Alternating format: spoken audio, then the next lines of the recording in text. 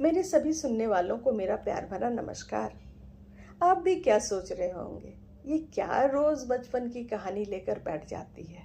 सच कहूँ तो मुझे इसकी प्रेरणा वहाँ से मिली जब मैं आज के बच्चों को देखती हूँ कि वो चुपचाप मोबाइल या लैपटॉप लेकर बैठे रहते हैं। कोई एक्टिविटी नहीं, किसी से मिलना जुलना नहीं, किसी से बातचीत नहीं, और ऐसे में वो जीवन का महत्वपूर्ण लेसन्स नहीं सीख पाते। हम परिवार में रहे, हमारे समय में ना लैपटॉप था ना मोबाइल था। छोटी छोटी गेम्स थे जिन्हें हम अपने परिवार वालों के साथ खेलते थे, दोस्तों के साथ खेलते थे। गिर जाते थे, चोट लग जाती थी, लेकिन उसी से हम सीखते थे।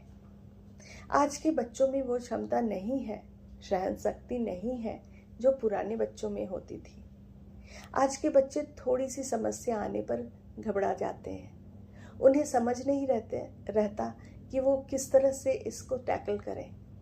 जबकि हमारे समय में हम जब परिवार के साथ रहते थे तो हमारे बड़े हमें गाइड करते थे, और उस गाइडेंस में हमें बहुत कुछ सीखने को मिल जाता था। तो इसी तरह हम आज अपनी नानी के बारे में बताने चाहते हैं। मेरी माँ बहुत पढ़ी लिखी थी, वो नौकरी में थी और वो बड़े शहर में नौकरी करती थी, और मेरे बाबूजी गांव में रहते थे। गांव नहीं, ब्लॉक में, सिंहेश्वर स्थान नाम था उस जगह का।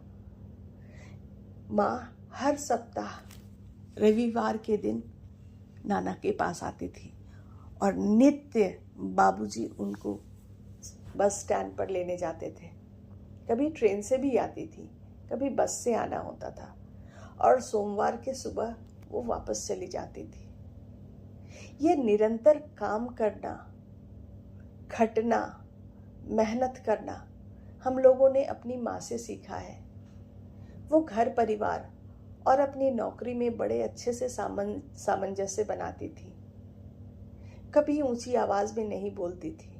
कभी हम गुस्सा हो जाते, कुछ बोलना शुरू करते तो धीरे से बोलती, नहीं ये गलत है, ऐसा नहीं करते, अपने स्वभाव को बदलो, लोग पसंद नहीं करेंगे तुमको। बस लगता था कि माँ, बस वो डांटती नहीं थी, वो डांटती ही नहीं थी। आज तक उनकी डांट हमने सुनी ही नहीं। वो सिर्फ एक टक हमारे चेहरे को देखती थी और हमें पता चल जाता था माँ को ये बात पसंद नहीं आई। बहुत कर्मठ महिला थी हमारी माँ। अपने बच्चों को, अपने नाती, अपने नतनियों को बहुत प्रेम देती थी। उन्हें लगता था वो क्या करें जो उनके आसपास प्रेम, प्यार फैलता रहे। जब हम नानी के घर जाते थे तो हमारी मौसी के बच्चे, हमारे मौसेरे भाई बहन, हम भाई बहन, हमारी माँ, मौसी, मामा, सब कोई एक साथ हो जाते थे। जब रात में सोने की बारी आती थी तो माँ क्या करती, घूम घूम कर सबके सिर को देखती, किसके सिर के नीचे तकिया है, किसके सिर के नीचे नहीं है। बहुत सारे 20-25 लोग हमारे घर में होते थे, और जब उन्हें लगता था कि ओ इसके सिर के नीचे तकिया नहीं है तो कहीं से भी कुछ भी इंतजाम करके वो सिर को आराम देने की कोशिश करती थी। और सुबह उठते ही वो लग जाती थी किचन में महाराज जी के साथ। आज बच्चे क्या खाएंगे, वो बड़ा अच्छा खाना पकाती थी। हमारे घर अक्सर बड़े बड़े लोग आया करते थे। नानी कबाब बहुत अच्छा बनाती थी। माँ के हाथ का मटन बहुत अच्छा होता था, सभी बहुत तारीफ करते थे। अक्सर सिंहेश्वर मेला में होली के दिन माँ के हाथ का मटन और पुलाव पूरे मेले में बंटवाए जाते थे, और ये माँ अपने हाथों से अकेले दम पर बनाया करती थी।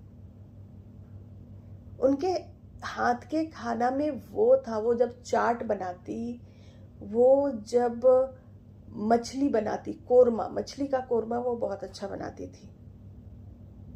और उनके हाथ में जादू था, और साथ में हम बच्चों को बैठाती, खासकर हमारी बहनें। हम सब बहनें माँ के पास बैठते और हम सिर्फ देखते रहते थे, और बताती, हमें मेजरमेंट बताती, ऐसे डालो, इतना डालो, बस ठीक बनेगा। और वो कुछ भी कर देती थी, उसमें स्वाद आ जाता था। सभी उनकी बड़ी तारीफ करते थे। बाबूजी उन्हें अन्नपूर्णा बुलाते थे, क्योंकि कितने भी लोग आ जाएं, माँ का खाना कभी घटता नहीं था, वो बढ़ता ही जाता था। माँ बहुत सुंदर थी हमारी, बड़ी स्मार्ट लेडी। पटना में रहकर सब दिन पढ़ी थी, तो उनमें एक स्मार्टनेस आ गई थी। और हमारे बाबूजी बहुत अच्छे फोटोग्राफर थे। वो माँ की अच्छी अच्छी तस्वीरें खींचा करते थे। माँ की हाथ की घड़ी हमें बहुत पसंद आती थी। उनके घड़ी पहनने का स्टाइल, उनके साड़ी पहनने का स्टाइल बहुत अच्छा होता था। कभी कभी यूं ही बात बात में वो हमें प्रोनंसिएशन सिखाती थी, उच्चारण सिखाती थी, हिंदी का उच्चारण। हमारी हिंदी जो भी है, थोड़ी बहुत अच्छी तो है नहीं, लेकिन जो भी थोड़ी बहुत हमारी हिंदी अच्छी है, वो मेरी माँ के कारण है। उन्होंने हमें बहुत सिखाया। व्याकरण बहुत अच्छा पढ़ाती थी वो। उनके कहानी कहने का लहजा बहुत अच्छा था, और साथ में प्यार तो करती थी, लेकिन वो स्ट्रिक्ट बहुत थी। हमारी मौसी, सारी मौसियाँ को उन्होंने इतना तक कह रखा था, तुम्हें पढ़ना है और अच्छे से पढ़ना है। सबको उन्होंने पढ़ाया, सबको अपने पैरों पर खड़ा करने की कोशिश की। इससे बड़ी बात नहीं हो सकती। उस ज़माने में इससे बड़ी बात और कुछ नहीं हो सकती है। नानी अक्सर मेरे पापा को चिट्ठी लिखा करती थी। नानी की चिट्ठी बड़ी प्यारी होती थी। अब तो है नहीं हमारे पास, लेकिन उसकी हैंडराइटिंग अभी भी याद आती है। बहुत प्यार से वो चिट्ठी लिखा करती थी। शायद ये कहानी बहुत लंबी हो रही है, इसीलिए अब इसे विराम देती हूँ। फिर कल